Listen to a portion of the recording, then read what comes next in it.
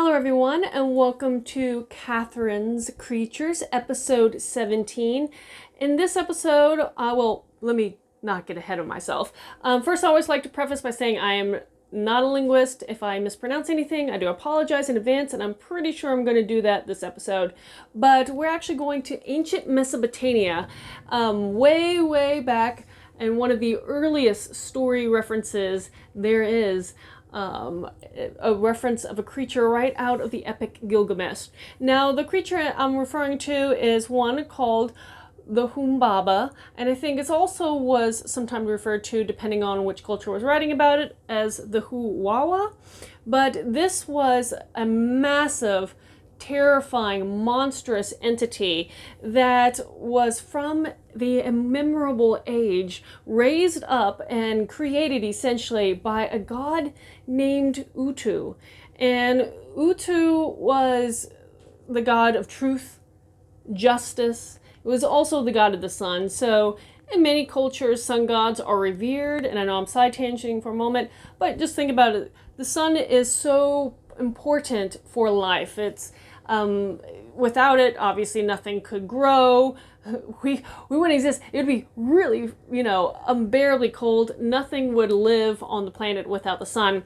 So it is something to think about when you have a sun god, because usually they are very powerful entities in their mythos, and so Utu was that for the Mesopotamian people. And so Utu created the Humbaba as a sort of guardian spirit, a protector of a cedar forest where all the gods resided and lived in.